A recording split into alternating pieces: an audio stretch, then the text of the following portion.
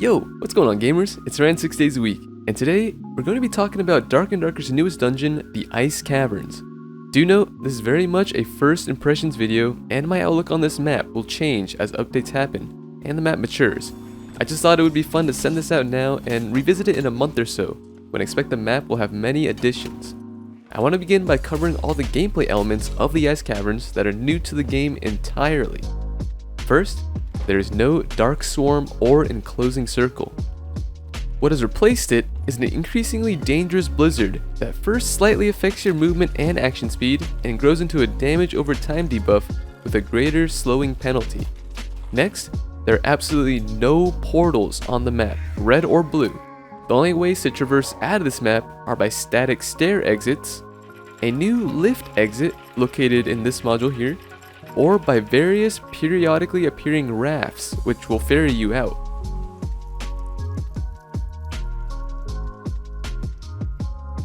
And lastly, the numerous new monsters which include kobolds, ice-themed undead, frost giants, and the Wendigo.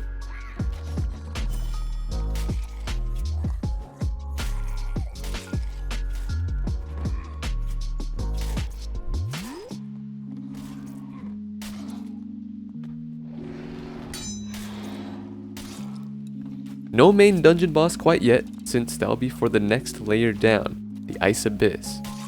Now, before we give it a rating, let's first start with what I like about the Ice Caverns. I think Iron Mace nailed the aesthetic design of the map. Thematically, it all fits together, but it is also just a great looking level. They really paid attention to the small details like the crystal lanterns and braziers, and the atmospheric sounds are phenomenal. Great work there, and no complaints on that one. 2. I really do enjoy the new escape mechanics. If we ignore some of the bugs, having a slowed down method of escape can lead to more exciting moments, instead of just immediately disappearing into a dark staircase. I actually wouldn't even mind if they made the staircases on this map only accessible by a heavy door or something that you had a channel to open. 3. The new enemy attacks and effects are awesome.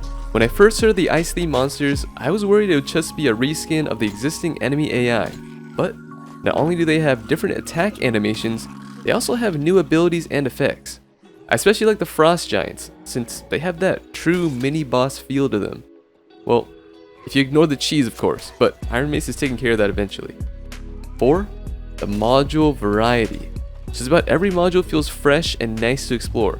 The only idea we can say is somewhat reused would be the pyramid module, but the basement of it has enough unique differences to make it feel new overall. I think they did a great job having some modules give preference to range players and others to melee players, even with all the verticality built in. And 5.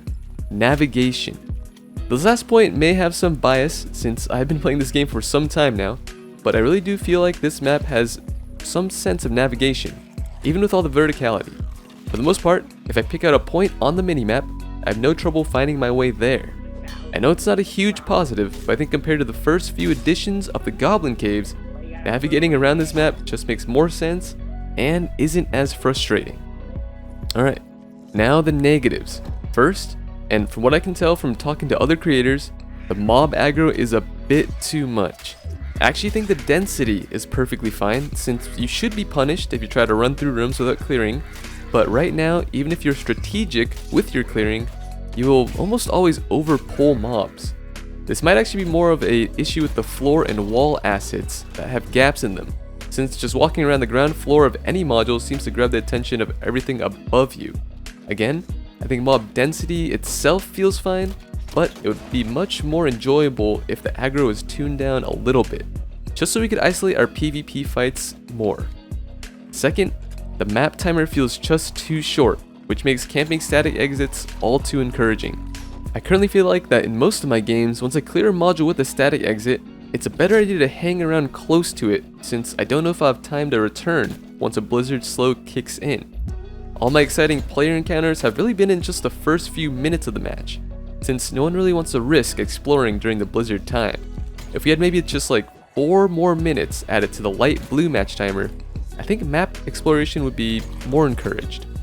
Third, and this one might be solved once the next layer is added, so it could be an irrelevant point, is that having no randomly appearing portals also discourages exploration.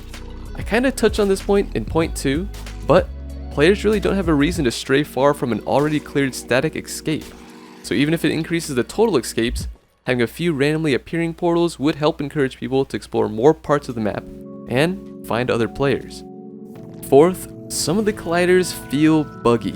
Trust me, I enjoy the look of the organic shapes of ice, but let's be honest, there are many collision issues associated with how they're set up. There are actually a number of parts around the map that you'll get stuck in the jumping animation, much like some of the rocks found in the ruins. In the Ice Caverns, it feels like every surface detail, like the cracks or ridges, can be unintentionally climbed or bumped into. You can actually bypass the raft escape if you just spam jump into the wall. This is something I do expect will get fixed soon, but I just wish it wasn't there, so a very small negative. And finally, point 5, performance. This one I do want to bring up, but the more I think about it, it may not be just specific to the Ice Caverns. I personally have experienced it the most here, but it could also be due to the fact that I've been playing it the most over the last 2 days. There just seems to be numerous rubber banding and stutters no matter where you are in the new map. Again, this may be an overall game issue unrelated to the Ice Caverns and a result of some other change that came with the update. This may even have something to do with the clothing and camera fix, since I've noticed that the capes have been acting especially weird. They seem to be randomly jumping around when standing still and will cause a bunch of camera flickering. And if you've been playing since the start of EA, you would know that the capes have been a source of game-related issues in the past, so it could be related to that. Now, how about my overall rating of the map? Well, to completely ignore any performance issues, I think it is a solid 8 out of 10. With performance issues, probably a 5 out of 10. It really does affect the gameplay that much in my opinion. The main reasons why it's not a 10 out of 10, well, without performance issues, again, would be primarily due to the mob density and various bugs relating to the colliders. Now, compared to the other maps, I would put this right behind the crypts, with the runes following, and the goblin caves in last place. I left out Inferno on this list because it's the only 3x3 map in the game, so it's a bit hard to compare. Alright, that's all I have for this video, but I'm getting some good gameplay in with the new Warlock, as well as doing some testing with the new mobs, so expect some content around those two things shortly. Now, please don't take this as a slam video on Iron Mace. I don't want it to come across as that.